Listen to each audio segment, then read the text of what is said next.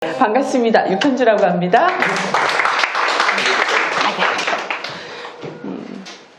네.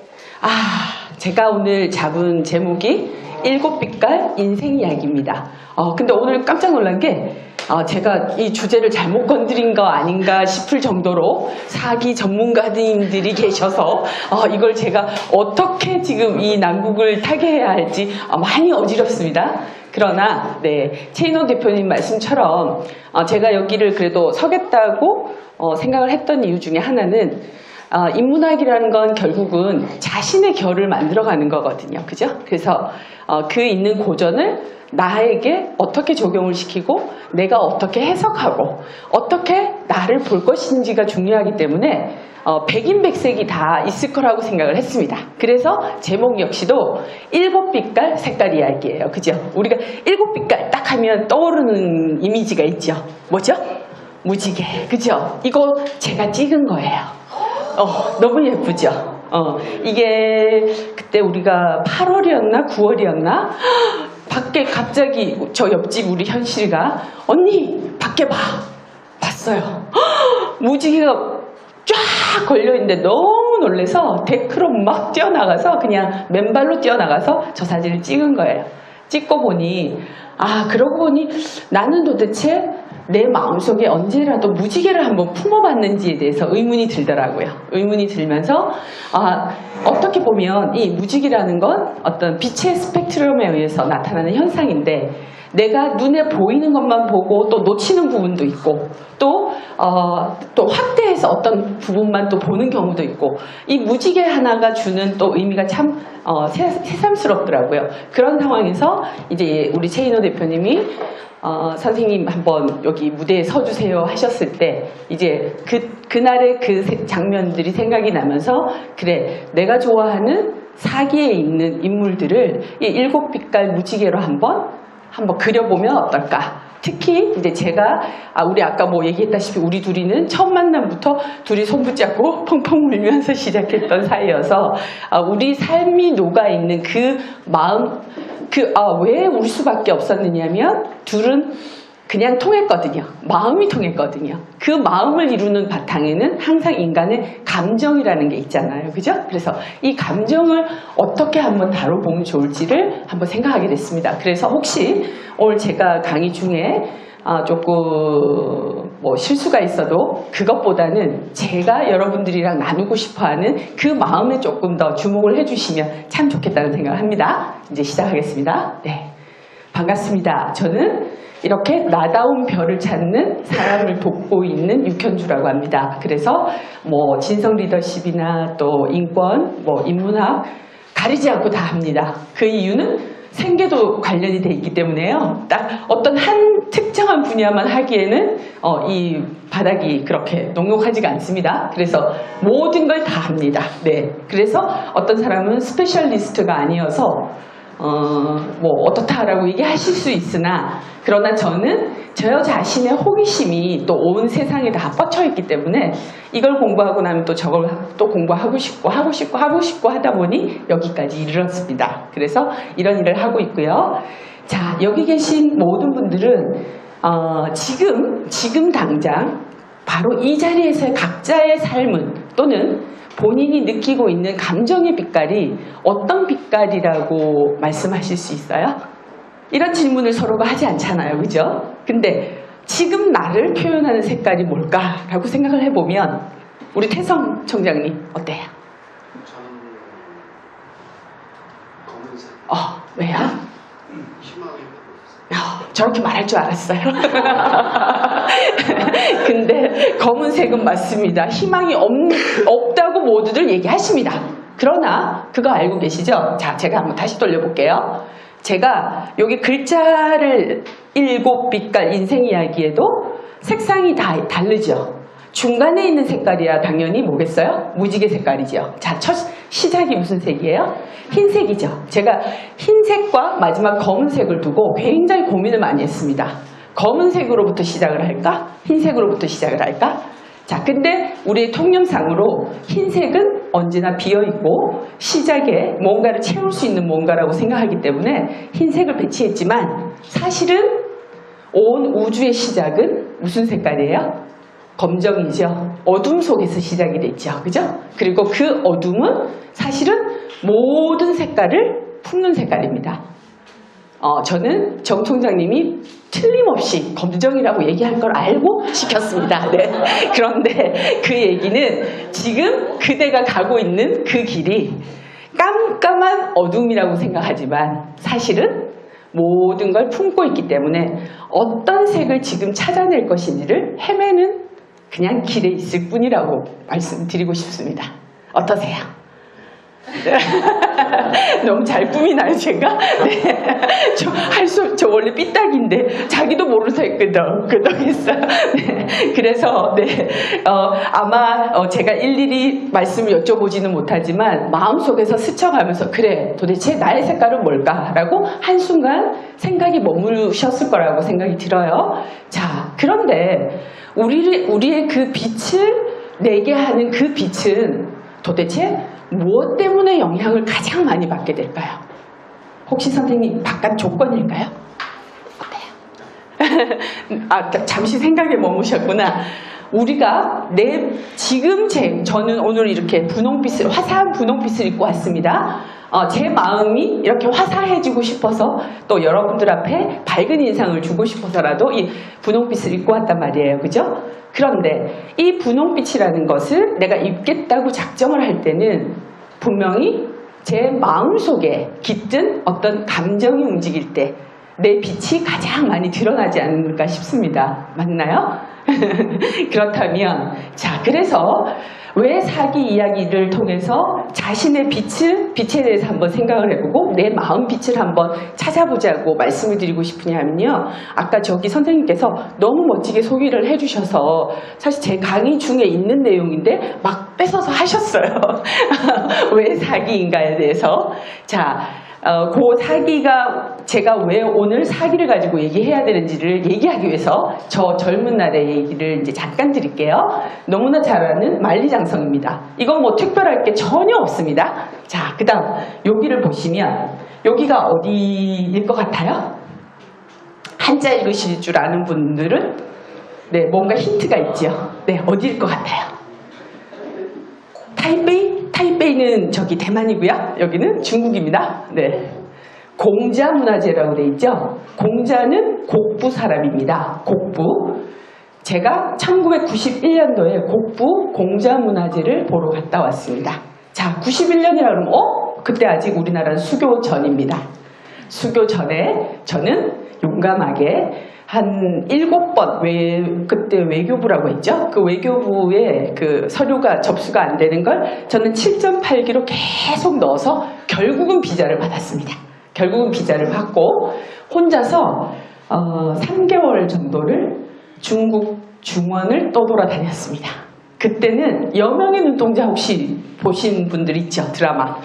그때 보면 왜 기차 아주 그 피난민 열차 같은 그런 기차가 일상이던 시절입니다. 근데 저는 그때 당시에 중국어 학원을 하고 있었는데 저의 학생들에게 대학생들이 만약에 배낭여행을 가게 된다면 이 친구들에게 내가 어떤 가이드를 해줄까 어떻게 하라고 얘기를 해줄까 그걸 미리 시연을 했습니다. 그래서 배로 그때는 아직 비행기가 자주 있을 때도 아니었고 직항은 없었어요. 근데 저는 일부러 배를 탔어요. 배를 타고서 정말 그것도 가장 밑에 칸을 한번 경험을 해봤습니다. 진짜 가장 밑바닥은 이렇게 배가 진짜 이렇게 뾰족한 약간 그런 기울어진 곳이더라고요. 거기에 이렇게 거적이 깔려 있어요.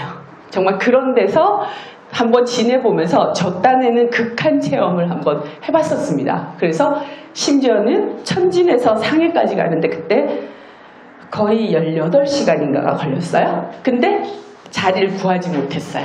그냥 정말 선체로 꼼짝도 못하고 화장실 한번 못 가고 그 지옥을 한번 경험한 적이 있었습니다. 그렇게 하면서 저는 젊은 날에 굉장한 방황을 많이 했습니다. 그러니까 인생이 뭘지 나라는 사람이 도대체 어디에서부터 떨어져 온 사람인지에 대해서 고민이 참 많았고 그 여정 중에서 참 많은 걸 배웠습니다. 얻었고 저는 그때만 해도 중국어 학원 하면서 잘 나가던 여자였어요. 그때 뭐 86년, 87년도에 중국어 학원을 하면서 제 동기 친구들이 대기업에서 60만 원 초봉을 받을 때였는데 저는 그때 300만 원, 400만 원을 벌었습니다. 네, 그래서 정말 잘 나갔습니다. 무서울 거 없었고 너무 정말 기고만장했었죠. 기고만장했으나 이게 다가 아니었기 때문에 내가 누구인지에 대해서 자꾸 적극적으로 찾고 싶은 그런 노력들을 했어요. 그래서 중국행을 선택을 했고 그 과정 속에서 굉장한 충격을 받았던 게 정말 이렇게 누가 학원에서 뭘 먹다가 흘리면 이렇게 따라다니면서 제가 이렇게 치우던 사람이었어요. 그랬는데 그 열차 안에서 그 사람들이랑 함께 가려면 거의 진짜 눈을 감아야지 되는 상황이에요. 그들의 그 너무나 비위생적인 상태에 대해서 그걸 받아들이기가 쉽지 않아요.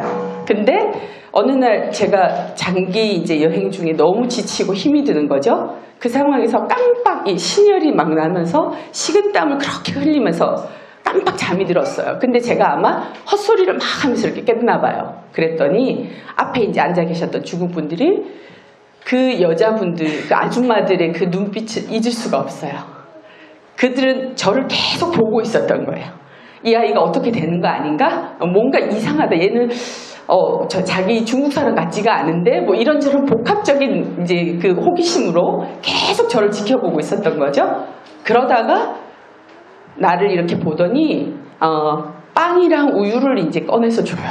근데 그때 당시 중국의 빵은 정말 기름을 한 10번은 쓰나 봐요. 정말 쩐내가 나서 이건 입에 댈 수가 없어요. 이렇게 손에 잡는 것조차도 불쾌할 정도로 그렇게 힘이 드는 건데 거기다 그 사람들이 오래도록 장기적으로 이렇게 여행을 다니니까 위생 상태가 깨끗할 수가 없죠. 그런데 세상에 그 맨날 손톱 밑에 그 까만 때가 보이던 그 때가 안 보이는 거예요.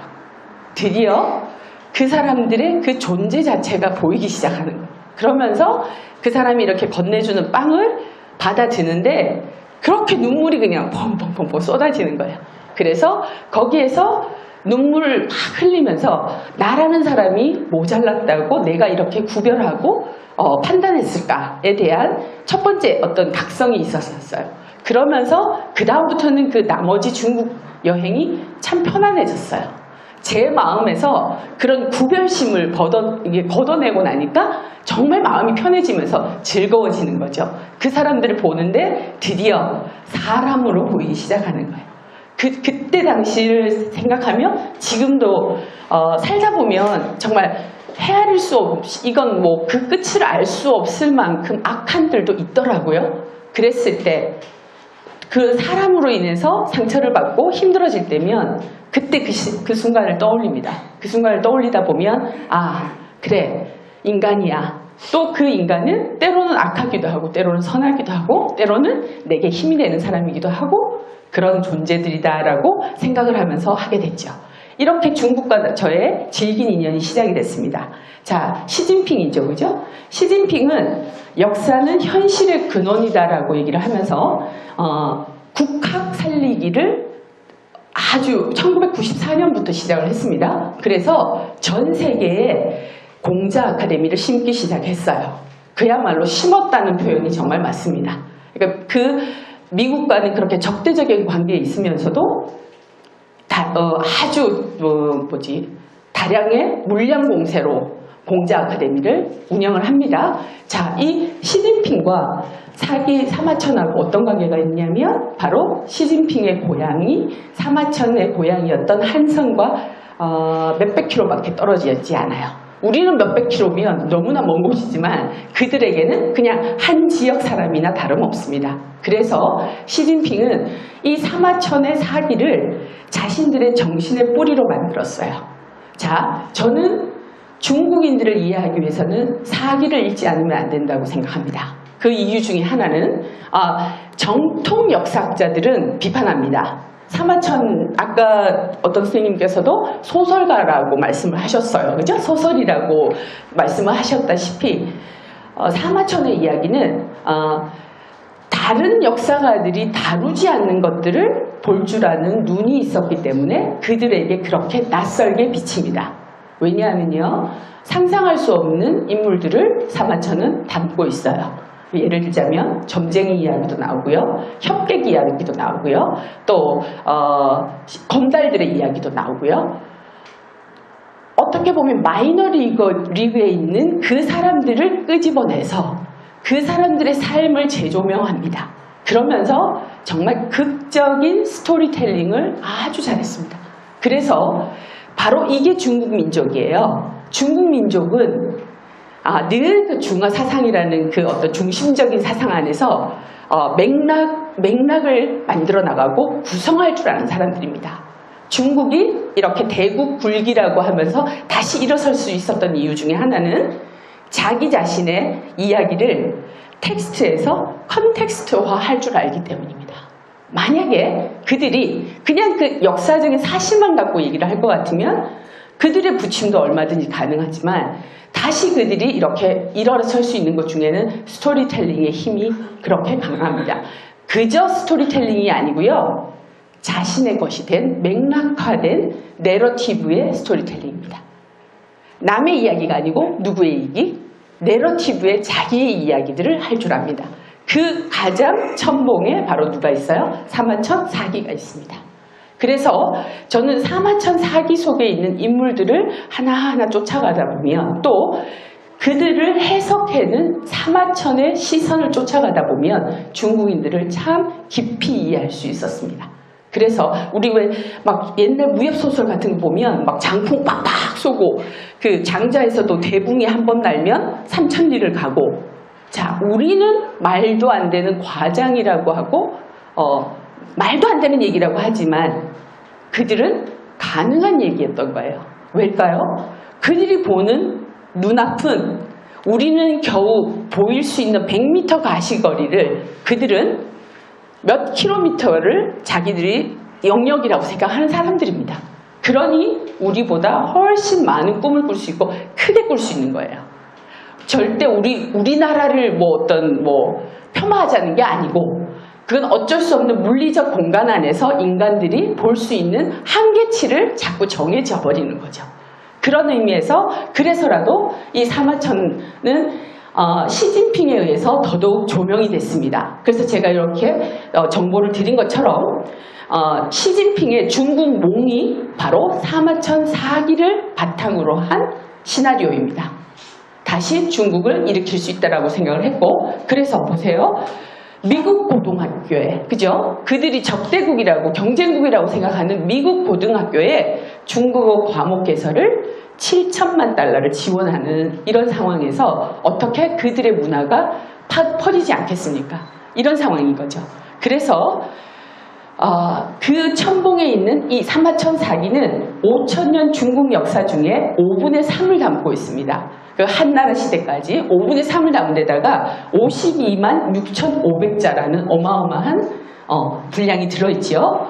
이렇게 해서 삼국지가 100군데 이상을 인용한 거여서 사실은 삼국지 보는 것보다 이 사마천의 사기를 한 번에 읽는 게 더 중요합니다. 네, 그 정도로 이제 훌륭한 책인데, 그래서 오죽하면 그 앤드루 플렉스라는 역사학자는 이것이야말로 동양의 오디세우스라고 얘기를 합니다. 네, 그 정도로 사마천에 대한 이야기를 많이 하게 되는데요. 자, 요 그림 보신 적 많죠? 이 그림을 보면 어떤 생각이 드세요? 어떤 느낌이 먼저 오세요? 느낌이 먼저 오죠. 그죠? 왜죠? 어떤 느낌이세요? 네, 따뜻하죠. 자, 이 친구들은 어떤 상태인지 아시겠어요?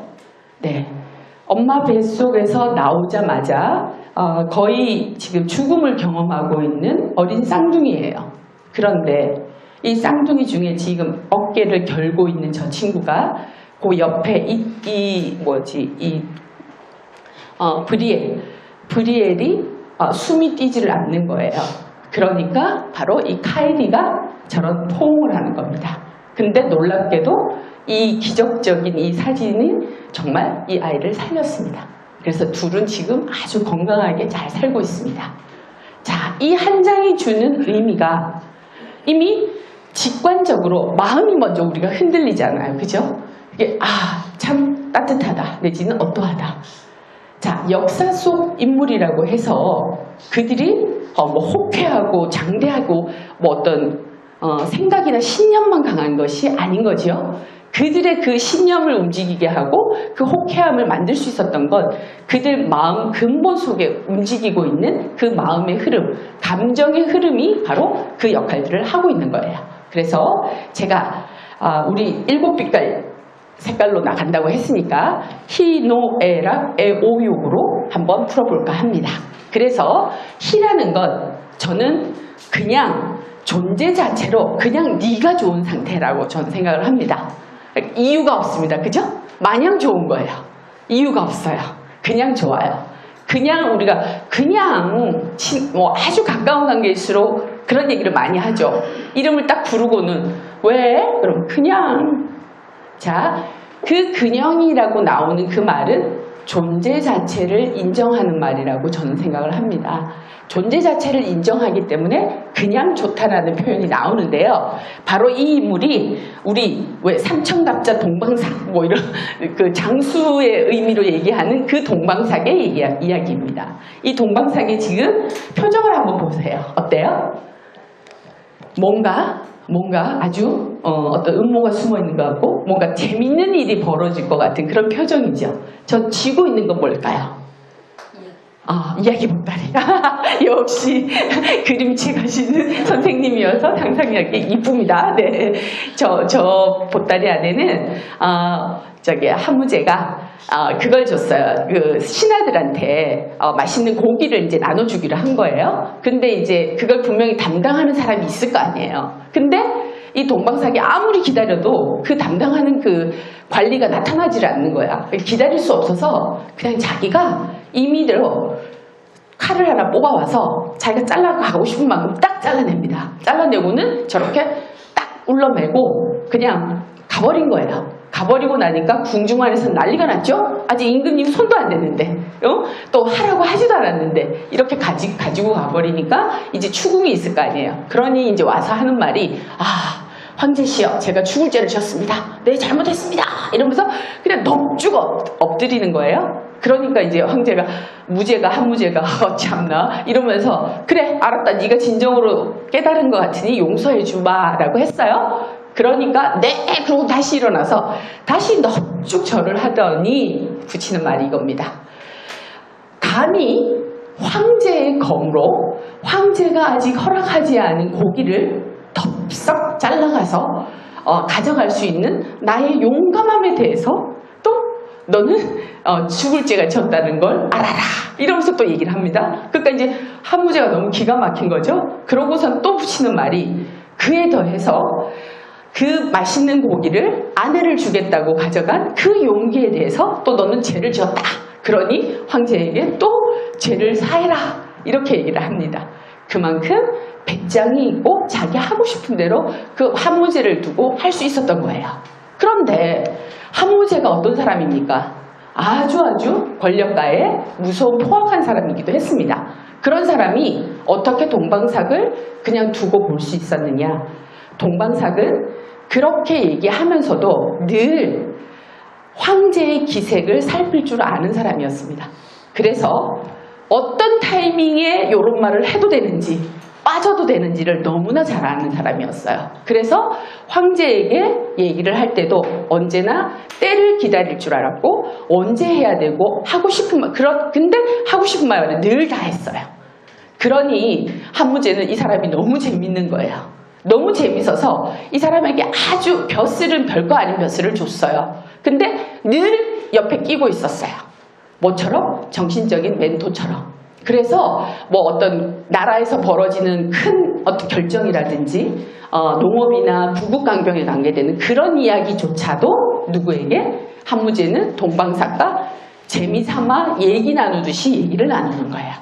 그런 상황에서 결국 정신적인 멘토로서 있었던 사람입니다. 그렇다면 이 한무제와 동방삭은 서로서로 어떤 관계였을까요? 그저 함께 있으면 기쁜 사람인 거죠. 그래서 저는 이 빨강색의 기쁠 희자를 새겨주고 싶었던 거예요. 아마 여러분들도 존재 자체로 받아들이는 누군가에 대해서는 그런 마음이실 거예요. 그냥 함께 있기만 해도 좋은 거. 지금 요 두 분 보세요. 그죠? 보고 지금 좋아서 벌써 손 붙잡고 난리가 나거든요. 네, 이런 분들. 또 우리 청주에서 오신 이쁜 젊은 친구분들, 뭐 이런 분들. 또는 이 나바소 인플로에 나바소 인문학당을 오시는 분들은 어쩌면 바로 이렇게 이유 없이 좋을 수 있는 사이가 아닐까 그런 생각을 합니다. 그래서 희가 이랬다면, 자, 아까 선생님께서 얘기하셨던 사마천을 빠뜨릴 수 없는 이야기가 있죠. 바로 궁형의 이야기, 그죠? 자, 구우일모라고 합니다. 자, 소 9마리에 터럭 하나예요. 그럼 어떨까요? 별 볼 일이 있는 건가요? 특별한 존재인가요? 정말? 소 9마리 있는 중에 겨우 털 하나인데 존재가 보일까요? 네, 정말 소 9마리 중에 한 올 터럭이라는 거는 소용도 없는, 아무 쓸모도 없는 그런 존재라는 얘기죠. 이 고사성어와 관련된 사마천의 이야기입니다.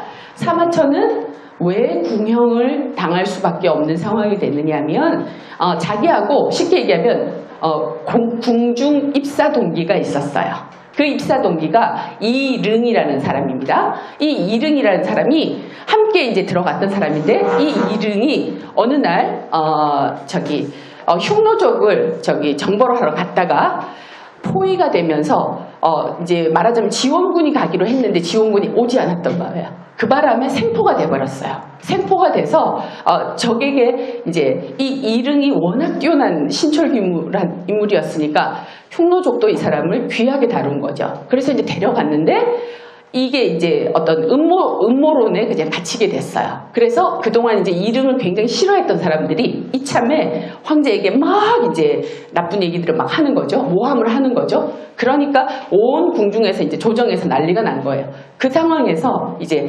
한무제가 사마천에게 묻습니다. 지금 이 이릉을 어떻게 처리하면 좋겠니? 너 생각은 어떠니? 라고 물었더니 이제 사마천이 그런 얘기를 합니다. 저는 이릉과는 입사동기이기는 하나 한 번도 그와 술잔을 기울인 적도 없고 함께한 시간은 없습니다. 그러나 그가 이제까지 일을 처리해온 방식을 보거나 해왔던 일을 봤을 때 그 사람은 결코 황제를 배신하고 그 적을 위해서 희생할 사람이 아닙니다. 라고 바른 말을 했어요. 했지만 우리 왕은 팔랑키가 돼서 결국은 주변의 이야기를 듣고 사마천 너 이 나쁜 놈 그렇게 이릉을 변호한단 말이지 하면서 자 죽을래? 거세당할래? 라고 두 가지 선택지를 줍니다. 그때 당시로는 남자에게 거세를 당한다는 건 어떤 거죠? 차라리 죽음만 못한 일이죠. 그래서 모든 사람은 대부분 죽겠다고 아마 선택을 했을 겁니다. 그러나 그는 그렇게 선택하지 않았습니다. 어떻게? 거세를 당하는 한이 있더라도 그에게는 삶의 분명한 목적이 있었습니다. 어떤 목적이었을까요?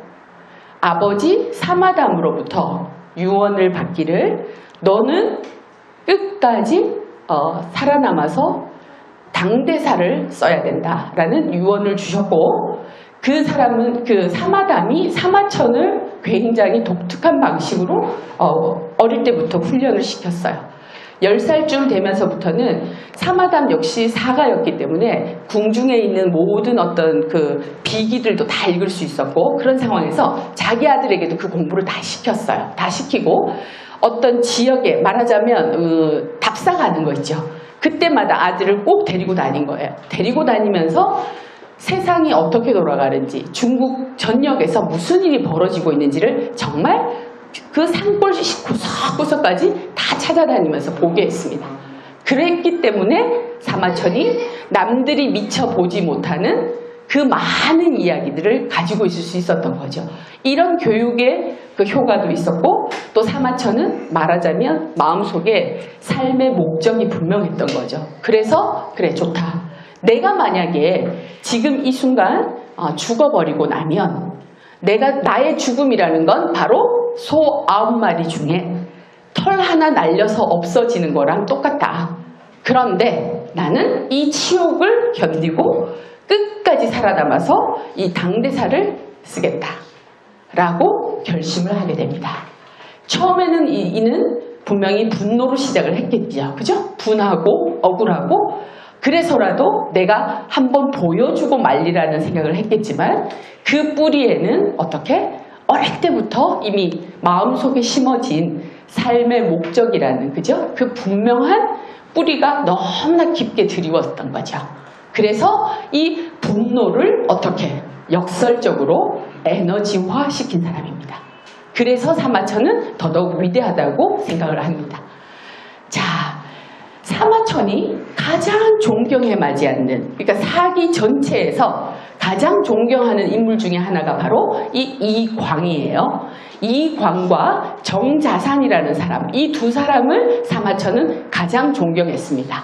자, 이 이광이 바로 누구냐면 아까 말씀드렸던 이릉이 있었죠. 이릉의 할아버지예요. 자, 아무리 자기가 이릉을 변호를 했다고 하지만 자기가 그렇게 궁형을 당하고 그런 삶을 살게 된 건 사실은 누구 때문이에요? 이릉 때문이잖아요. 그죠? 그러면 좁은 소견으로는 어떨까요? 그 이릉의 집안이 좀 원망스러울 수도 있을 텐데 그는 그 할아버지인 이광을 가장 존경했습니다. 사마천 사기의 제목들을 한번 보시면요. 장군이라는 장군 열전이라고 있는 건 유일합니다. 누구도 장군으로 인정하지 않았어요. 다만 누구만? 바로 이광만에서 이 장군 열전이라고 이름을 붙였습니다. 자, 이 이광은 제가 가장 또 좋아하는 한마디이기도 합니다. 여기에 자, 도리불언 하자성해라는 말이죠. 그죠? 도는 복숭아 나무예요. 리는 배나무지요. 자, 복숭아 나무나 배나무는 말을 할 줄 아나요? 못하나요? 못하죠. 못하는데 말은 할 줄 몰라요? 말은 하지 않아요? 그런데 보세요. 아래하. 그 나무 아래에 스스로 자자가 들어가 있죠? 저절로 어떻게 됐어요? 이루어졌어요? 뭐가 이루어졌을까요? 한자 몰라도 한번 짐작해 볼게요. 여기 저 앞에 발족이 붙어 있죠. 그럼 분명히 발하고 관계가 있는 거네요. 요 해자가 무슨 해자일까요? 어떻게? 분명히 저게 뭐가 날까요? 지름길이 났다는 얘기예요. 뭔 말일까요? 배나무나 복숭아 나무가 나 잘났다고 한 번도 말하지 않았음에도 어떤가요? 사람들은 저절로 그 밑에 모여드는 거예요. 모여들다 보니 거기에 뭐가 나는 거예요? 지름길이 나는 거죠. 저는 이 말을 정말 좋아합니다. 자, 우리가 흔히 왜 방외지사라고 얘기를 하죠. 방이라는 건 이 사방이잖아요. 어떤 틀이나 제도나 또는 어떤 그들만의 리그가 있겠죠. 근데 이 리그 밖에 있는 야인들이 있죠. 너무나 훌륭한 야인들이 사실은 많습니다. 저는 세상에 나와서 깜짝 놀랐던 게 진짜 제야야말로 고수들이 많다라는 걸 정말 많이 느꼈습니다. 그래서 그건 TV를 타지 않아도 또는 몇백만 원, 몇천만 원짜리 특강을 하지 않아도 정말 고수들이 곳곳에 숨어 있었습니다. 바로 그 고수들이 바로 이 이광과 같은 존재들인 거죠. 그래서 이 이광에 대해서는 사마천이 가장 존경하기도 하고 어떻게 보면 사마천 자기의 모습이기도 한 거예요. 자신도 역시 이런 인물이지만 세상에 그렇게 그런 궁형을 당할 만큼 치욕을 견디면서 살고 있지만 바로 이광 같은 사람이기 때문에 자신의 모습이 저절로 투영이 되는 부분이 있는 거죠. 그런데 아까 사마천은 자기는 죽음보다 못한 삶을 견디면서 결국은 살아남았어요. 근데 참 애석하기도 우리의 이광은 그 반대의 선택을 합니다. 자진을 했어요. 왜냐하면 역시 자기 아들처럼 이 사람도 흉노적을 정벌하러 갔다가 또 이제 생포를 당한 거죠. 근데 워낙 이분은 너무나 훌륭한 분이어서 그냥 무술만 뛰어난 게 아니고 인품으로도 너무나 뛰어나고 훌륭한 분이어서 흉노적조차도 이 사람을 존경했습니다. 그래서 그들에게 룰이 있습니다. 이광은 절대로 죽이면 안 되는 거예요. 반드시 생포해와야 되는 거예요. 그런데 그렇게 생포해서 가다가 또 극적으로 도망쳐서 돌아왔어요. 돌아왔다가 그런데도 그걸 책임 추궁을 당해서 평민으로까지 강등을 당합니다. 그런 상황에서 2년 후에 다시 이제 어떤 재기의 발판이 돼서 또 흉노족을 치러 갔어요. 치러 갔는데 이제 여기서도 마찬가지. 그 대장군이랑 사실은 한무제가 이 사람을 싫어한 거예요. 재수가 없다고 생각을 한 거야. 이광을 재수가 없다고 생각해서 쟤한테 기회를 주지 말라고 얘기를 해버린 거예요. 그러니 이제 이 사람에게 앞 선봉장을 안 주려고 하는데 이 사람은 자기가 자진해서 나갔다가 그냥 또 이제 생포당하는 순간이 벌어졌어요. 근데 이제 그게 결국은 또 책임 추궁이 됐는데 이광에게 책임을 물으려고 하니까 명분이 안 서니까 이광의 부하들을 데리고 가서 잡아서 그냥 막 고문을 하고 압박을 한 거예요. 그러니까 이광이 더 이상 내 부하들을 건들지 말라고 하면서 그 자리에서 자기가 자진해서 죽어버립니다. 그래서 정말 그래서 애통하고 애달고 정말 슬프다는 이 뜻 속에는 아픔이 있는 거예요. 그렇죠? 그러니까 진짜 사마천이 그렇게 존경하고 아끼고 싶었던 이 이광은 그렇게 쓰러져 갔습니다. 그래서 슬픈 자를 뒀는데 자 즐거울 낙자를 보면서 이제 재밌는 얘기가 또 나옵니다. 사마천 사기의 백미라고 할 수 있는 거예요. 요즘으로 얘기하면 그 책 안에 개그 콘서트 같은 게 있는 거예요. 골개열전이라는 게 우리 왜 골개미라는 말 뼈가 드러나는 것처럼 아주 웃기고 노골적이고 이런 얘기들을 골개열전에 이제 담고 있는데요. 누구겠어요? 진시황이죠. 진시황과 그 진시황 옆에서 늘 함께 있었던 노래하는 광대였어요. 우전이라는 광대가 있었어요. 이 사람도 역시 그 동방상만큼 너무나 유머가 넘치고 재밌는 사람이었던 거예요. 이 사람은 난쟁이기까지 했어요. 그러니까 겉으로 봐서는 정말 보잘것없는 사람이죠. 그런데 늘 요소요소에 극적인 얘기로서 이제 빵 터뜨리게 만드는 거예요. 요즘식으로 얘기하면. 그래서 어떤 일이 있었냐면 진시황이 이제 자기의 어떤 그 힘을 과시하고 싶고 보여주고 싶어서 어마어마한 이제 정원을 이제 꾸미려고 하는 거예요. 막 꾸며서 이제 신이 났어요. 막 꾸미면서 이제 이 우전한테도 이제 자랑하듯이 야 어때 잘하고 있지 이렇게 일하니까 우전이 뭐라고 얘기해요? 같이 한번 우리 통쾌하게 한번 얘기해 볼까요? 같이 시작. 잘 하셨습니다요. 이제 그 속에 새와 짐승을 잔뜩 풀어놓아서 길렀다가 도적들이 동쪽에서 쳐들어오면 그 고란이나 사슴의 뿔로 맞게 하면 되겠어요. 이렇게 얘기를 해요. 그러니까 자 여기에는 직접적으로 안 돼요. 절대로 하지 마세요. 그러면 안 돼요. 이런 말이 있어요? 없어요? 전혀 없죠. 비꼬는 말로도 들리겠지만 그 진시황의 너런 품이 있다면 정말 알아들을 수 있는 얘기잖아요.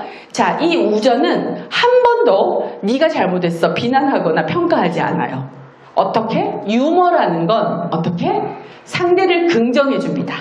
상대의 말을 잘 들었다가 긍정을 했다가 거기에서 어때요? 아주 어떤 요소를 뽑아내서 하고 싶은 얘기를 돌려서 합니다. 그래서 정말 말하기의 달인인 거죠. 상대 기분을 나쁘게 하지 않으면서 이렇게 말을 해서 자, 그 뭐 정원 꾸미는 것도 참 좋겠지만 네 맞아요. 그렇게 하면 거기 짐승들 넘쳐날 거예요. 넘쳐나다 보면 뭐 짐승 개들이 다 막아줄 거니까 역시 우리 황제는 잘 하시는 거예요. 이렇게 얘기를 합니다. 그죠? 재밌죠? 이런 얘기들이 사기에 숨어 있는 거예요. 놀랍죠? 딱딱한 역사서인 줄 알았는데 그죠? 그래서 제가 즐거울 낙자를 쓴 거예요. 이런 즐거움을 이 사기에서 담고 있습니다. 그런데 자, 또 우리의 이야기 마음을 얘기할 때 빠질 수 없는 게 사랑 이야기죠. 사랑 이야기인데 자, 우리의 사마천은 또 평범한 사랑은 인정하지 않습니다. 네, 너무 평범한 거 재미없잖아요. 그죠? 그래서 상상도 못할 이야기를 또 실어줍니다. 자, 누구의 이야기냐면 사마상녀와 탕문군의 이야기입니다. 자, 역시 사마상녀 저기 지금 검은고를 띵가띵가 하고 있죠. 자, 이금심도지. 자, 검은고로서, 그죠? 검은고를 가지고서 어떻게 마음을 도발하는 거예요. 그러니까 쉽게 얘기하면 꼬시는 거죠. 검은고로 서로 마음이 움직여졌고 뭔가 이렇게 북돋아진 그 이야기예요. 자, 누구의 얘기냐면 사마상녀라는 아주 걸출한 문제가 있었어요. 글을 정말 자허부를 썼던 그 사람인데 사와 부에 능했던 사람입니다. 근데 이 사람 역시 별로 어떤 출세에 별로 뜻이 없었던 사람이기도 하고 재주가 없었어요. 그냥 글만 잘 썼을 뿐이에요. 그러다 보니 이제 벼슬을 뭐 아주 빼어난 벼슬을 하지는 못했죠. 그러는 중에 이제 아예 자기가 낙향을 해버렸어요. 이제 뭐 별로 신통치가 않으니까 낙향을 했는데 그곳에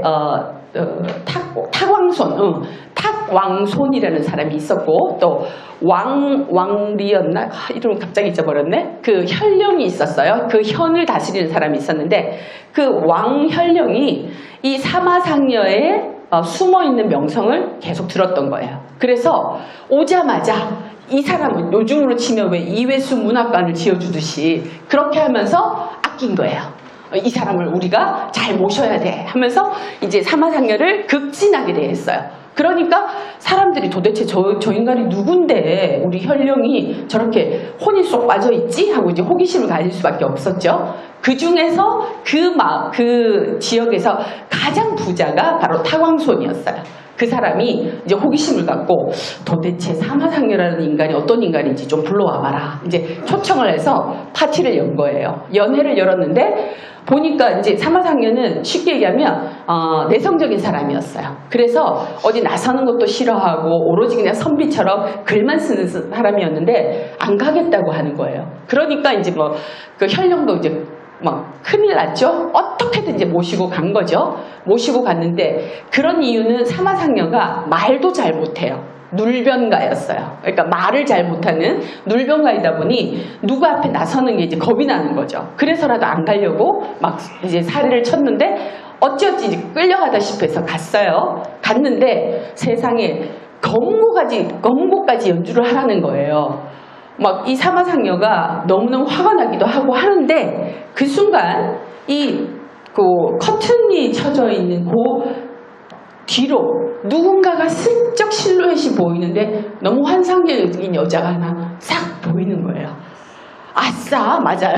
그래서 저 여자한테 내가 잘 보여야겠다라고 생각을 하고 용기가 빡 이제 일어났습니다. 그래서 이제 검은 거를 뜯기 시작을 한 거예요. 이 탕문구는 또 바로 이 음악을 아주 좋아하던 딸이었던 거예요. 그래서 자기도 모르는 사이에 그냥 홀려서 그 음악 소리에 홀려서 이제 사랑에 빠지게 된 거예요. 둘이가 서로 동시에 이제 사랑에 빠졌어요. 빠졌는데 불행하게도 탕문구는 과부였어요. 과부였고 과부로서 사실 뭐 다시 재취로 시집 간다는 건 상상도 못하던 시대였어요. 그런데 이 사마상녀는 이 여자를 아무래도 자기 걸 만들어야겠는 거야. 그날 밤으로 바로 하인을 시켜서 선물이랑 편지를 보내서 난 너가 좋다. 우리 만나자. 이렇게 된 거죠. 탕문구는 어떻게 했을까요? 그 자리에 있어. Right now. 짐 싸들고 나가버렸어요. 집을 나갔어요. 그 2000몇 년 전에. 놀라운 일이죠? 그렇게 해서 사마상녀를 따라가 보니 참 기가 막히는 거예요. 그냥 내 벽이 그냥 딱 겨우 누우면 이 벽이 전부 다 내 벽으로 그냥 벽만 있는 집이에 아무것도 세간살이도 없고 아무것도 없는 거예요. 그러니까 이제 기가 막혔겠죠? 그럼 또 아마 다른 사람이었으면 그 자리에서 뭐 한 번 싸는 게 어렵지 뭐 또 가야만 되잖아요. 그죠? 도망갔으면 될 텐데 탕문구는 그러지 않았어요. 자기가 타고 왔던 수레랑 말이랑 뭐 어떤 옷가지 이런 걸 다 팔아서 술집을 차렸어요. 바를 하나 만든 거예요. 그러면 자 사마상녀가 글 쓰던 사람이 자존심이 상할 수도 있잖아요. 그죠?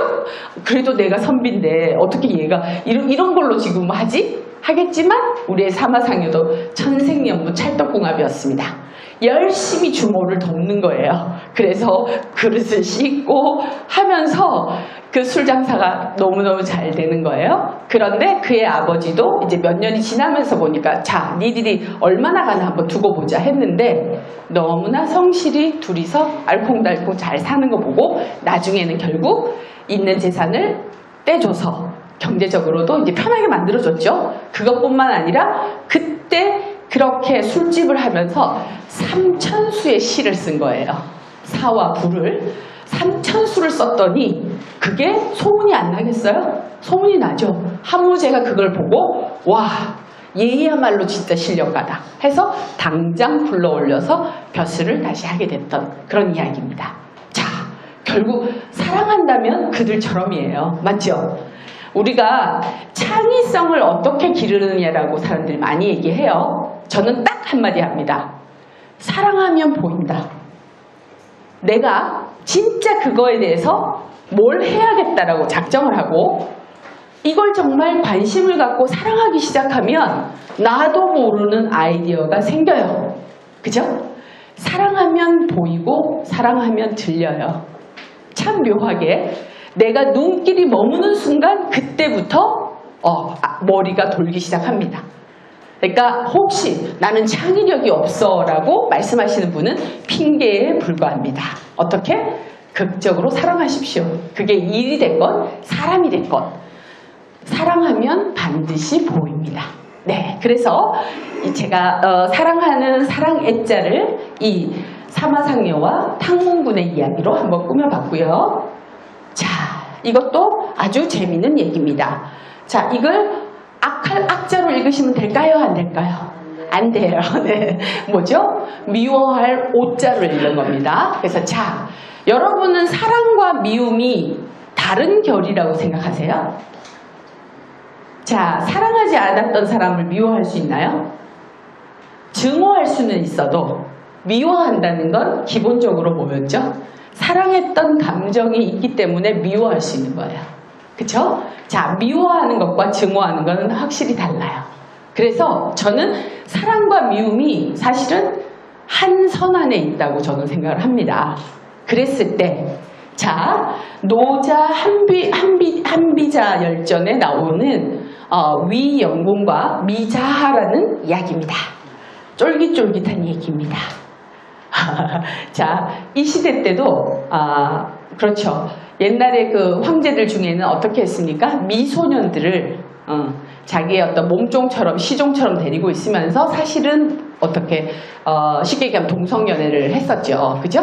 그 중에 한 미소년 미자하라는 인물이 있었습니다.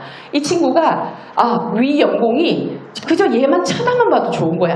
너무 사랑스럽고 이뻐서 어쩔 줄 모르는 거예요. 그래서 이 위영공이 얘가 무슨 짓을 하든지 간에 다 사랑스러워서 이제 남들이 보면 제3자가 보기엔 기가 막히는 상황인데도 그냥 그걸 다 자기식으로 해석을 하는 거예요. 자, 복숭아를 먹다가 얘가 한 입 먹고는 영공한테 내밀어요. 그럼 영공은 그걸 받아 먹으면서 뭐라고 얘기하냐면 네가 얼마나 나를 사랑하길래 네가 그렇게 맛있는 복숭아를 나를 주는구나. 먹다가도 나를 주는구나 라고 얘기를 해요. 또 영공의 수레를 허락도 없이 자기 엄마가 아프다고 그냥 타고 가버렸어요. 이건 뭐 대역죄죠. 대역죄인데 네가 엄마를 효성스러운 마음이 지극하구나. 역시 너는 참 아름다운 아이야 라고 했습니다. 그 정도로 사랑을 했어요. 그랬던 그가 유효기간이 얼마나 될까요?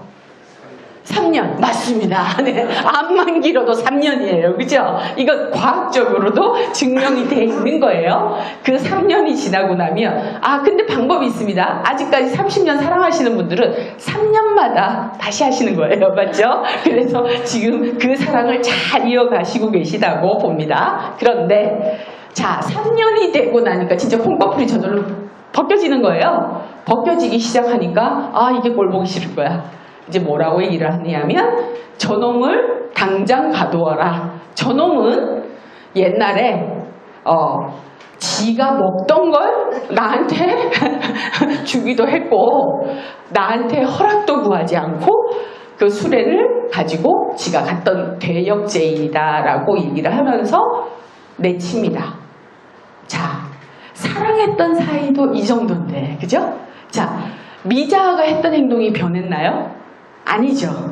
걔는 그냥 그대로예요. 누가? 그를 바라보는 영공의 눈이 달라진 거죠. 마음이 달라진 거죠.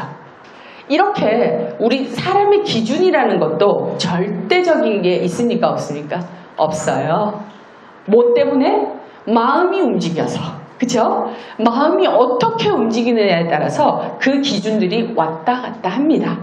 그렇게 보면 정말 정말 믿지 못할 게 사람 마음인 거고, 그렇다고 해서 그 사람 마음이 변하는 게 무조건 잘못된 걸까요? 그죠? 우린 그렇게 태어났는데요, 뭐, 그죠? 마음속에 하루에도 진짜 5만 가지 생각이 들고, 그 마음의 부침이 끝없이 일어나잖아요. 그게 인간이라는 존재인 거죠. 다만 이걸 인정하지 않고 자꾸 영원할 거라고 생각을 하다 보니 내가 다치고 내 마음이 또 손상이 되는 거죠. 그래서 미워하는 거 역시도 사실은 사랑하는 거랑 똑같은 거예요. 자, 여기 제가 식도여라고 했잖아요. 그죠? 식은 먹을 식자죠. 도자는 뭐예요? 복숭아 도자죠? 여자는 남을 여자예요? 그럼 무슨 뜻일까요? 네, 남은 복숭아라는 뜻이에요. 그래서 식도여라고 하거나, 자, 색쇠이애이라고 했죠. 그죠? 이건 뭐예요? 색이 뭐예요? 남녀 간의 정념을 얘기하는 거죠. 그 정념이 쇠해지니까, 없어져 버리니까 어떻게 된다고? 사랑도 맞아요. 식어버리더라. 우리가 왜 해이하다 할 때 이자가 바로 이거예요. 늦출 이자거든요. 그러니까 맞는 말이잖아요. 그죠? 마음이 식어버리면 사랑도 식어버리는 거죠. 그래서 어쩌면 빛색자, 여기서 쓰인 색은 정념으로서의 색이잖아요. 남녀 간에 남자분들은 일단 여자들이 예쁘고 날씬해야지 좋아하잖아요. 맞죠? 그것만 되면 큰일 나는 거예요. 이렇게 되니까. 자, 그래서 색만 밝히시면 안 되고 어떻게 그 색에다가 단단한 마음을 가진 사람들을 볼 줄 아셔야 돼요. 총각이세요? 그죠? 아셨죠? 어떤 여자를 골라야 될지 아시겠죠? 네, 그래서 당황하셨어. 네, 식도여라는 이야기를 내 기준이 흔들리거나 또는 내가 상대를 바라보는 눈에 어떤 왜곡이 올 때 또는 미워하는 마음이 들 때 이 이야기를 한번 끄집어 보시면 어떨까 싶어요. 꼭 어떤 사랑하는 연인의 이야기만 아니죠. 내 자식한테도 이게 해당되잖아요. 또 왼수 같은 남편, 왼수 같은 마누라한테도 마찬가지죠. 이런 마음이 들 때가 분명히 있으시잖아요. 그때 그가 문제인지 내 마음이 식도여가 돼버렸는지를 한번 점검을 해보시는 게 어떨까 싶네요. 네, 그래서 미워하는 마음은 이런 것들입니다. 네, 맞아요. 그래서 사랑의 유효기간, 바로 금세 얘기했던 그런 이야기들 속에서 또 있어요. 어떤 인물이 있었냐면 요 한비자 얘기를 하기 위해서 제가 드려야 되는 얘기가 있는데, 이 이야기들은 전부 이제 한비자에 나오는 얘기예요. 한비자 열전에 나오던 얘기인데, 자, 한비자는 누구입니까? 우리 한비자 하면 딱 떠오르는 거. 법가. 우리 객관식 공부했잖아요. 한비자 하면 무조건 법가의 학통을 세운 사람, 이렇게 나오잖아요. 자, 이 한비자의 인생도 굉장히 불행했던 사람입니다. 그러니까, 학자로서는, 정수를 이루었지만 출세를 하지는 못했던 사람이에요. 더군다나 굉장히 억울하게 죽었습니다. 이 사람도. 어떻게 죽었냐면, 이제 요 다음에 소개할 인물이 있어요. 이사라는 사람이 있는데 그 사람의 얘기를 할 때 제가 들려드릴게요. 근데 자, 한비자 안에 있는 이야기입니다. 선생님께서 한번 읽어주세요. 네. 용은 잘 길들이면 탈 수 있다. 그러나 용의 목 밑에 거꾸로 난 비늘을 건드리진 말라. 영린을 건드리면 반드시 죽게 될 것이다. 네. 우리 한동안 굉장히 유행했던 얘기죠. 영린. 여기 무슨 역이에요? 거스를 역자예요. 리는 비늘 인자예요. 이거 영리는 누구한테 있었던 걸까요? 왕의 가슴에 중간에 쉽게 얘기하면 털이 이제 만약에 이런 방향이었다면 하나가 삐져나와서 거꾸로 난 거예요. 자, 근데 그 왕은 그게 싫었던 거죠. 그게 자신의 결점이라고 생각하고 약점이라고 생각하는 부분인데 누가 하필이면 그걸 건드리는 거예요. 그죠? 아킬레스건을 건드려서 그 사람을 못 살게 굴거나 괴롭히면 이 사람은 어떻게 될까요? 분노하게 돼 있죠. 그죠? 그래서 침범하지 않아야 되는 선이 있잖아요. 우리 사람의 관계 속에서. 근데 그걸 잘못 건드릴 때는 꼭 그 당사자한테서 뿐만이 아니고 제3자를 통해서도 그 화를 입게 된다는 얘기가 있는 거예요. 어떤 얘기가 있었냐면 등통이라는 사람이 있었어요. 그 사람은 어땠냐면 아첨꾼이에요. 간신인데 얼마나 아첨이 심했냐면 한나라 문제라는 그 황제에게 이제 악성 종양이 생겼어요. 그러니까 그 사람이 어떻게 했을까요? 직접 입으로 그 악성 종양이 빠질 때까지 빨아내서 그 악성 종양을 제거를 한 거예요. 그 정도로 물론 충성심이라고 볼 수도 있겠죠. 있는데 만약에 그 사람이 성품이 훌륭하거나 인품이 훌륭하고 삶이 일관되게 그런 사람이었다면 이런 얘기가 나오지 않았겠죠. 그런데 황제에게만 그렇게 한 거죠. 자신의 목적을 위해서 그렇게 하다 보니 이 문제는 그게 길들여진 거예요. 그러니까 어떡하겠어요? 자기한테 만약에 그런 뭐 뽀드러지가 생기건 뭐가 생기면 누구한테든 그걸로 충성심을 테스트하는 거야. 그래서 심지어는 자기 아들인 태자한테 자기가 이제 어떤 그 악성 종양이 뿌리채 뽑히지 않으면 계속 이렇게 조금씩 생길 거 아니에요? 그 태자한테까지 그걸 뽑아달라고 한 거예요, 입으로. 그러니 태자가 자기 아버지의 명을 거역할 수는 없으니까 뽑아내기는 하는데 이제 굉장히 이제 속이 상하는 거죠. 이 원인 제공이 바로 저 등통이라는 놈 때문이다라고 생각을 하면서 언제 한번 너 두고 보자. 사람은 건드려야 되는 게 있고 해야 되는 게 있고 안 해야 되는 거 있는데 너 저렇게까지 했어? 어디 두고 보자 하고 있다가 그 아버지가 죽고 나니까 자기가 황제가 되자마자 이 등통에 재산을 몰수하고 근데 그 등통은 얼마나 그 문제가 사랑했으면 쉽게 얘기하면 우리 왜 한국화폐조폐공사 있죠.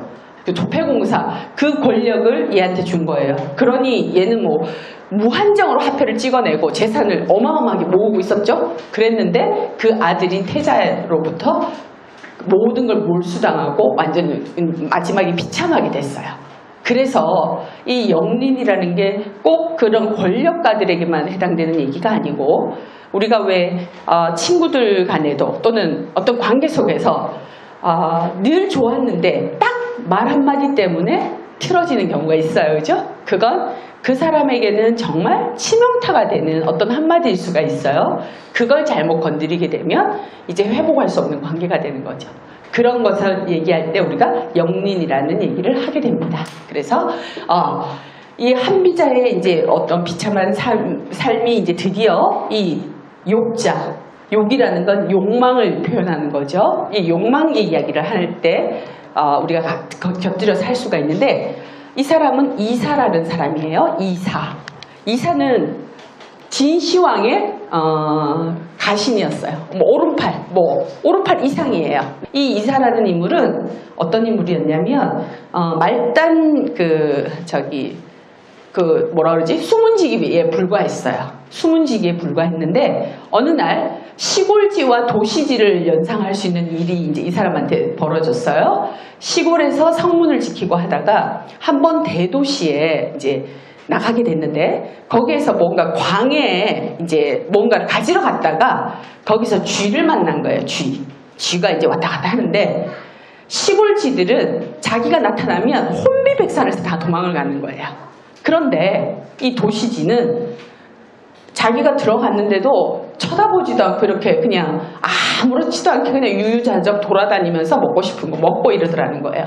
거기서 이 이사는 깨달음을 얻습니다. 저런 미물인 쥐조차도 대도시에 사니까 저렇게 배짱을 가지고 용기가 있는데 시골지들은 아주 그냥 자존감이 형편없이 그냥 그러고 있더라. 그렇다면 나 서울로 가야 돼 라고 생각을 하는 거죠. 출세역에 불이 탔습니다. 출세역에 불이 타서 누구를 찾아갔냐면 순자를 찾아갔어요.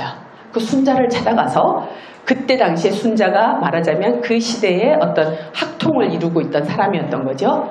그 밑에서 열심히 공부합니다. 그래서 최고의 제자가 됐어요. 그때 동문수학하던 사람이 바로 한비자예요. 그런데 사실은 한비자는 아주 인격적으로도 훌륭한 사람이었고 이 이사는 언제나 성공의 프레임에 갇혀있던 사람이에요. 그래서 둘이가 동문수학을 하면서 경쟁을 1, 2등을 막 다투는 이런 사이였어요. 근데 어느 날 이제 봤더니 이사가 생각할 때 더 이상 순자가 더 이상 자기의 이용 가치가 없는 거예요. 그러는 찰나에 우리가 잘 아는 여불위 있죠. 여불위에 의해서 단택이 됩니다.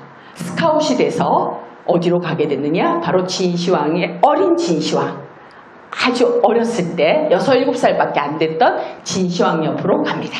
가서 그때부터 삼촌처럼 형처럼 진시황의 이 생각을 만들기 시작하는 거예요.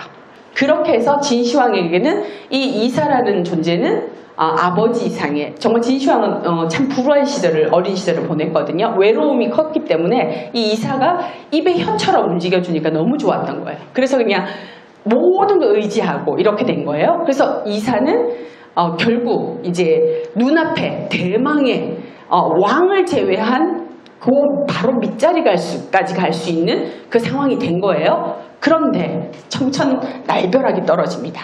어떤 일이 벌어졌냐면 정나라에서 스카우트 해왔던 치수를 하는 사람이 있었어요. 옛날에 물을 다스리는 게 굉장히 중요했잖아요. 근데 알고 봤더니 이 치수하던 사람이 첩자였던 거야. 첩자였더니 이제 온 조정이 이제 뒤집어졌어요. 그러면서 자 결국 우리나라가 아닌 쉽게 얘기하면 다문화 외국인 출신들은 역시 이렇다. 그러니 이참에 우리 핏줄이 아닌 진나라 핏줄이 아닌 놈들은 다 색출해서 쫓아내버리자라는 이제 그런 어마무시한 사건이 이제 벌어지는 거예요. 제1착으로 걸리는 사람이 바로 누구겠어요? 이사였던 거예요. 이사는 진나라 사람이 아니었거든요. 그래서 이사마저도 쫓겨날 위기에 처해 있습니다. 그때 이사의 이 한마디가 자기 자신을 살렸습니다. 그래서 여기에 보면 간축객서라고 돼 있죠. 그죠? 간이라는 건 우리가 왜 상소문을 올리고 할 때 간한다 그러죠. 축은 쫓아낸다는 거예요. 객은 뭘까요? 손님이죠. 다시 말하면 다른 나라 사람들을 쫓아내는 일에 대해서 간합니다라는 편지를 이제 서간문을 황제한테 올려요. 그때 했던 이야기, 이 말이 정말 멋있는 말이에요. 제가 이 말은 중국어로 해드릴게요. 泰山不让土让，河海不择细了。 멋있죠? 그렇죠. 네, 한 번 더 할까요? 네, 타이샨이라고 하면 태산이에요. 부랑이라는 건 허락하지 않는다는 거죠. 뭘? 두랑이라는 건 요 흙덩이, 조그마한 흙덩이, 다시 말하면 태산은 어떻게 했어요? 요 조그마한 흙덩이조차도 물리치지 않았다는 얘기예요. 그 말은 뭐죠? 아주 하찮은 흙덩어리조차도 어떻게 품었기 때문에 태산이 됐다는 얘기예요. 그죠? 또 허하이는 뭐예요? 강과 바다는 불택이잖아요. 가리지 않았어요. 뭘? 시리어라 그러면 아주 가느다란 물줄기. 그러니까 왜 진짜 보슬비, 이슬비 같은 거조차도 어때요? 가려서 받지 않았다는 거죠. 다시 말하면 그런 강이 되고 바다가 될 수 있었던 건 나 같은 외국인 인재도 받아들이고 별 볼 일 없을 것 같은 그 사람들도 모두 품었기 때문에 태산이 됐고 큰 황해를 이룰 수 있었다. 그러니 왕이시여, 황제이시여, 다시 생각해 보세요. 저는 당신의 오늘이 어떻게 있었습니까? 라고 간접적으로 얘기를 한 거예요. 이걸 받아본 진시황이 어떻게 했어요? 진짜 명문이다. 내가 이런 이놈을 어떻게 내치겠느냐. 응? 얘는 무조건 살려야 된다. 라고 해서 결국 최고의 자리까지 권력을 쥡니다. 쥐는데 거기서 말았으면 얼마나 좋겠어요. 그죠? 그러면 역사에서 진짜 흑수저가 자수성가한 아주 하나의 어떤 모범적인 사례가 될 수도 있었겠죠? 그런데 그 욕심의 끝이 한이 없었던 거야. 자, 어떤 일이 벌어졌느냐? 진시황이 갑자기 행차 중에 죽게 됐어요. 죽게 됐는데 원래 진시황이 미리 유서를 써뒀단 말이에요.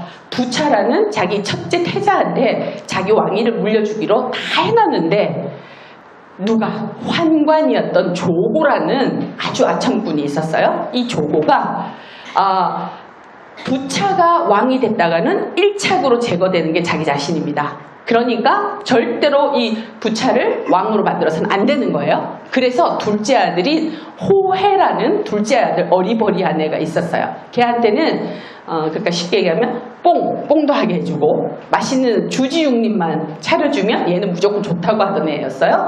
자기가 조종하기에 제일 좋은 대상이었던 거죠. 그래서 그 호해를 왕으로 만들기 위해서 첫째 누구를 포섭했겠어요?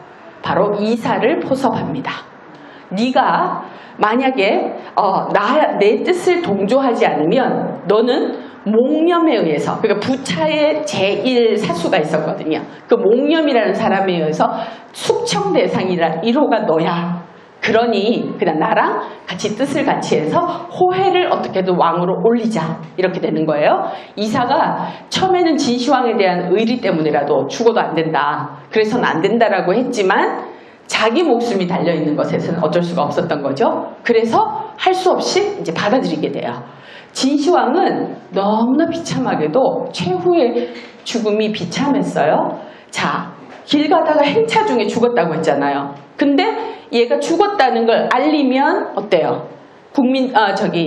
백성들이 동요가 될 테니까 아직 죽은 걸 알리면 안 되는 거예요. 왜? 그렇게 되면 그냥 무조건 부차가 장자로서 자동 승계가 되기 때문이라도 이걸 숨겨야 되는 거야. 그래서 어떡하냐면 이미 죽어서 썩어 나가는 시체를 그대로 싣고 다시 돌아옵니다. 그러면 시체가 썩는 건 냄새가 날 거 아니에요.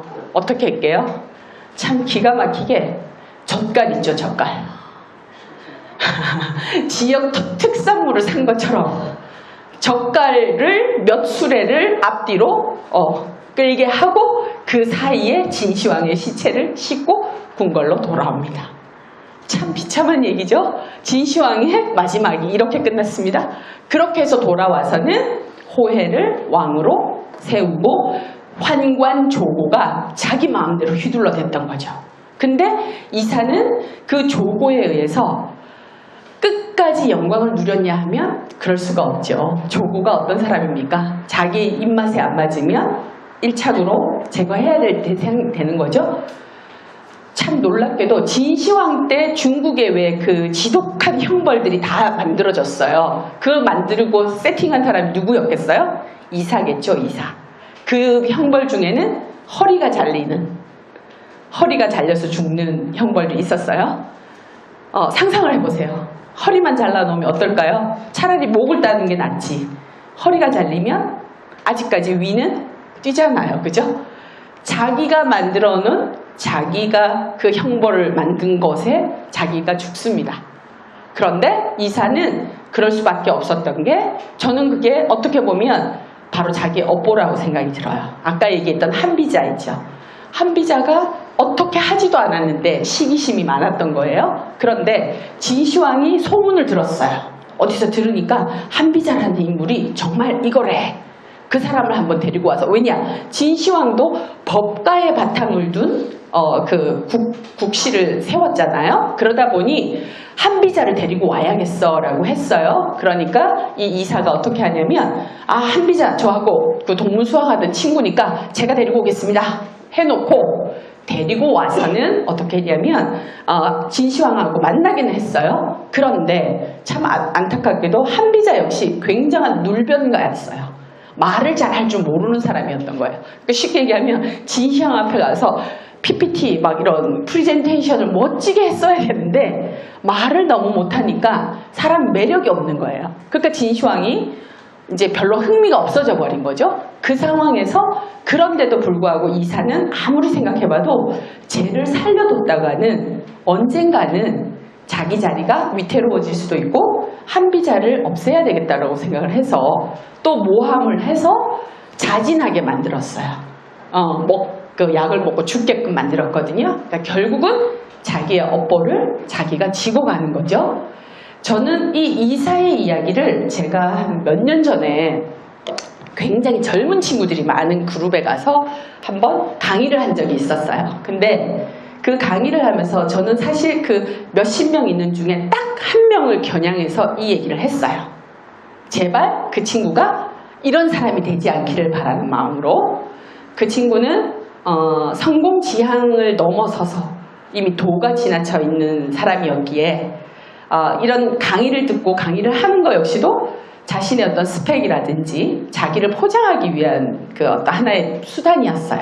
그래서 근데 굉장히 위험해 보여서 또 그 친구가 추구하는 게 금전적인 것으로 다른 사람의 투자를 자꾸 이끌어내고 이러는 과정에서 참 위험하다. 정말 그게 보였어요. 그래서 정말 그 친구 하나를 놓고 제가 마음을 먹고 이 얘기를 했었습니다.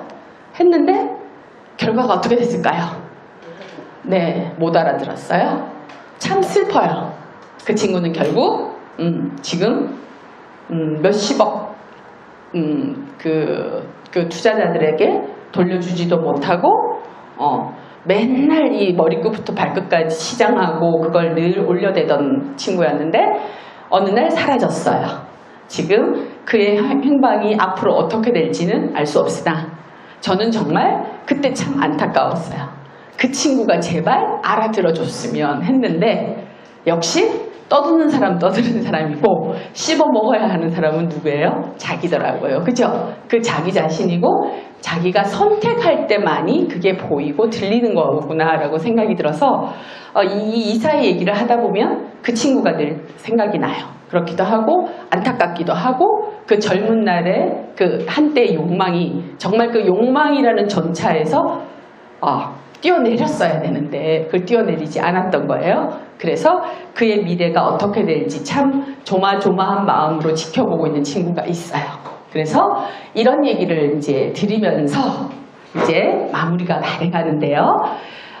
희노애락 애오욕을 사마천 사기의 다양한 인물을 통해서 제가 한번 풀어봤고 우리가 이야기 속에서 보다시피 사람들이 반응하는 것도 그죠? 똑같은 현상을 두고도 반응하는 게 다 다르고 그걸 느끼는 방식도 달라요.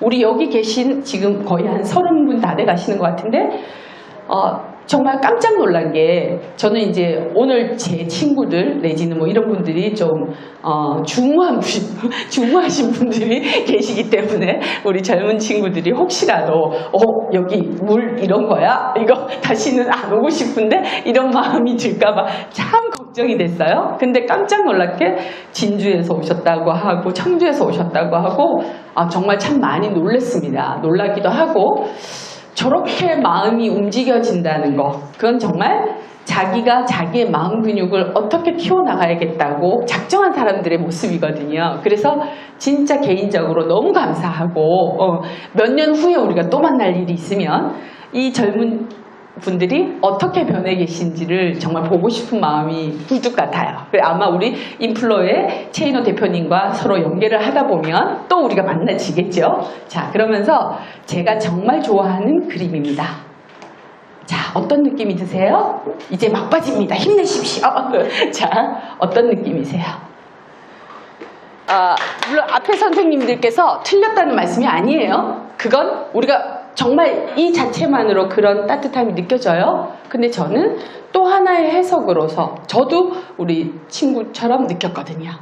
이 젊은 여자는 어쩌면 나의 지난 모습일 수도 있어요. 그죠? 내 삶에 있어서 지나갔던 그 과거의 나의 모습일 수도 있어요. 또는 직면하지 못하고 피하고 다녔던 나의 어떤 하나의 모습일 수 있어요.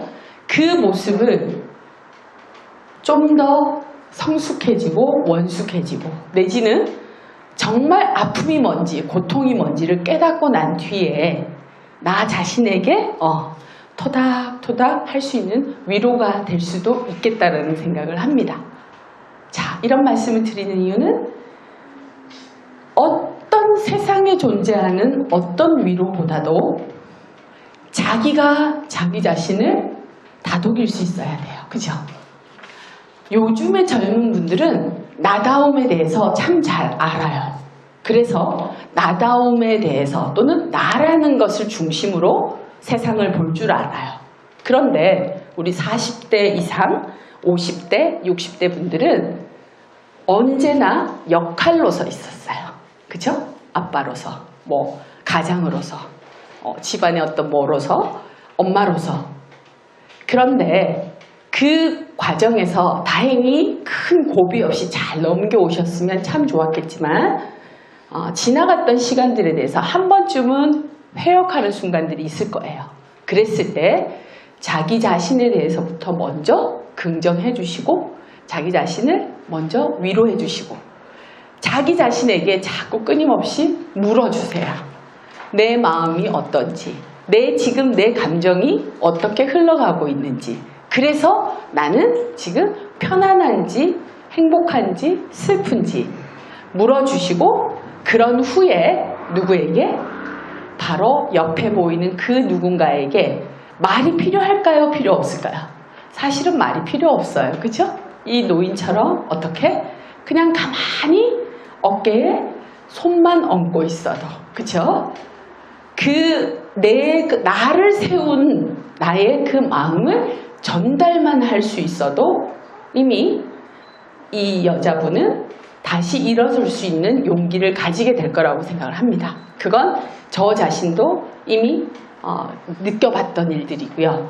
저를 먹이고 살리고 지금 이 자리에 다시 서게 해줬던 저의 친구들이 여기에 있어요. 동생들이고 친구들이고 저들은 정말 저의 피와 땀과 눈물을 함께 키워줬던 분들이에요.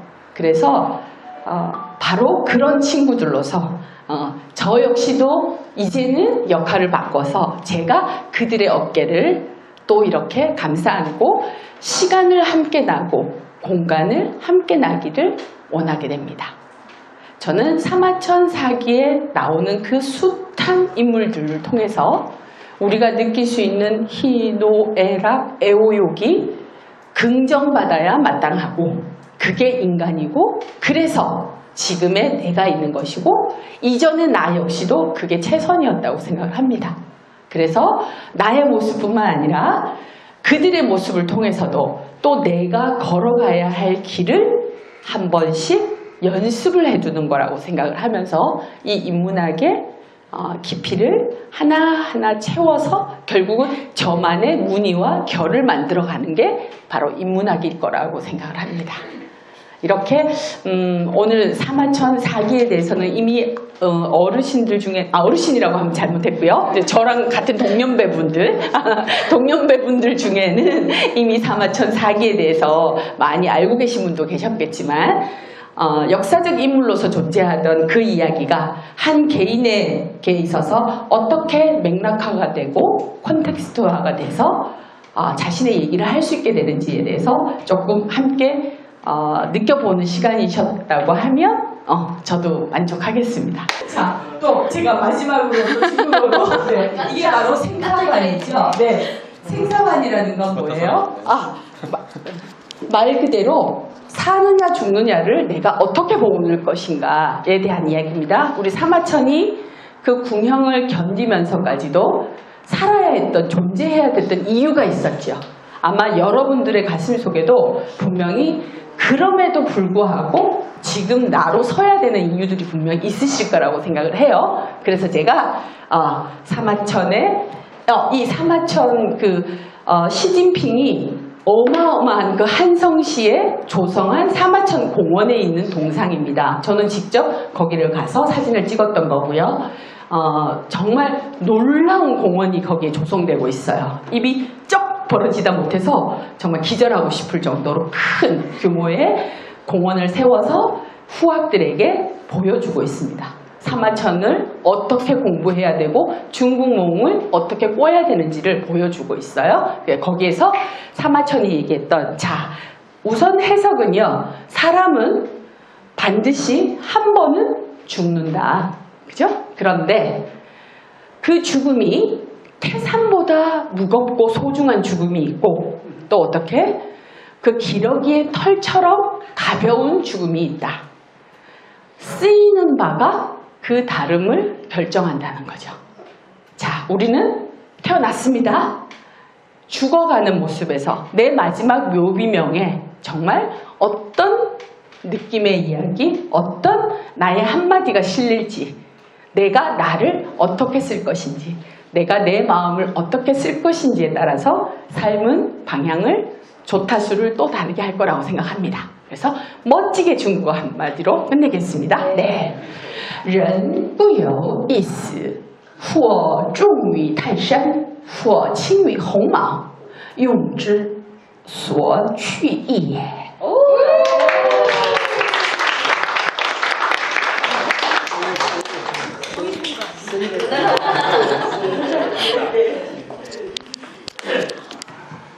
마지막 듣지 않았으면 큰일 날 뻔했어요. 마지막 너무나 멋지게 해주셨고, 여러분은 이제 이 사기를 지금 어떻게 함께 하셨는지 모르겠는데, 제가 이 칠정의 이야기를 들으면서 저는 어떤 생각이 들었냐면, 사마천이 스스로도 그 괴로운 고통이 이 수많은 인물들을 만나면서 그 안에 아주 끌어오르는 감정과 접하면서 이 역사서를 다 마치고 나면 치유가 되지 않았나 그런 생각이 들어요. 그리고 여러분은 사기를 어떻게 들으셨는지 모르겠는데 듣다 보니 어느 순간 내가 이곳에 들어가 계시지 않으셨어요? 저는 사마천의 사기 편을 아주 오래전에 몇 년 전에 저는 우울증 공황장애를 굉장히 힘들게 앓았었는데 그때 이 사기를 보면서 이 어려운 책을 한 번에 쓱 읽었던 기억이 나요. 근데 지금 왜 그랬나 지금 확인되는 이유가 이렇게 사람의 온갖 칠정의 이야기가 생생하게 드러나 있으니 그 안에서 제가 치유를 받았던 것 같아요. 그래서 어떤 느낌이 드냐면 칠정 모두 다 인간의 감정이 희노애락 애호욕이 하나도 버릴 게 없구나. 선생님 그 얘기를 해주신 것 같고 또 이 역사의 인물들과 내가 하나도 다를 바 없는 정말 소중한 인간이구나 이게 챙겨졌습니다. 네. 그래서 오늘 사기 이렇게 짧은 1시간 반 동안에 이렇게 엄청난 메시지를 주신 우리 유편주 대표님께 여러분 다시 한번 박수 보내주시고요. 저희 이제 나가서 인문학당을 이제 운영을 하면서 제일 중요한 거는 여러분이 역사, 철학이든 지식으로만 오늘 사기 이런 거였어? 라고 가시지 않으셨으면 좋겠는 거예요. 그래서 아주 짧지만 보이시죠? 지금 여러분은 어떤 칠정 속에 어떤 감정이 지금 머물러 있는지 지금 막 끌어올리는 걸 한번 잠깐 한 1분 정도 마음 안에서 정돈을 하셔도 좋고 지금 올라오는 것들을 글로 남기셔도 좋고요. 네, 잠시 시간을 한번 드려볼게요. 네, 확 거두어가지 마시고 자, 이거를 여러분 오늘 한번 꼼꼼하게 계속 음미하시면서 나중에 저에게 따로 텍스트로 보내주셨으면 좋겠고 이 내러티브는 이제 계속 다음 달에도 계속 됩니다. 짧게 제가 다음에 만날 분을 소개를 해드릴게요. 송덕호 교수님이신데요. 현재는 성균관대학교 중국대학원에 이제 교수님으로 계세요. 근데 이분을 제가 강사 처음 시작할 무렵에 뵀었습니다. 그때는 인삼공사 부사장님으로 계셨었거든요. 근데 이분도 우리 육현재 대표님 못지않게 사람을 그냥 있는 그대로 봐주신 너무나 멋진 분이세요. 그래서 제가 지금도 존경하는 분이고 너무나 멋진 분이신데 중국 역사 이야기를 다음 때 또 할 거냐 제가 부사장님 저한테 호칭은 계속 부사장님 어떤 얘기 해주실 건가요? 그랬더니 철학 얘기를 해주실 것 같아요. 우리 송덕호 부사장을 만나면서 제가 뭘 깨닫게 됐냐면요 본질이라는 걸 깨닫게 됐어요. 다 다 걷어내고 진짜 본질을 봐라. 이 안목을 키워주신 분이세요. 그래서 다음 달에 또 여러분 11월 넷째 주 토요일 오전 11시에 항상 이 자리에 함께 하니까 여러분 오늘만 또 다녀가지 마시고 다음 달에도 여러분 마련해 주셨으면 좋겠고요. 12월에는 미술과 음악의 인문학을 또 함께 할 것이고 내년 1월에 지금 문학 저희 교수님도 모셨습니다. 그래서 철학, 역사, 문학, 음악, 미술 다양한 이 인문학을 접하면서 궁극적으로 우리 유교도 대표님께서 말씀해 주신 나를 찾아가는 그런 여정을 여러분 기꺼이 함께 하셨으면 좋겠어요. 저 아까 그 얘기 너무 좋더라고요. 슬플 애였지만 그 안에 글귀가 도리 불언 하자 성해. 우리 선생님은 멋진 중국어로 해주셨는데 우리 나와서 인문학당이 그런 생각이 들어요. 복숭아, 자두, 나무, 강남에 자랑하지 않았지만 어느새 이렇게 여러분이 함께 오셔서 이 강남의 작은 좁은 인문학 길이 열렸으면 좋겠습니다. 여러분 감사합니다.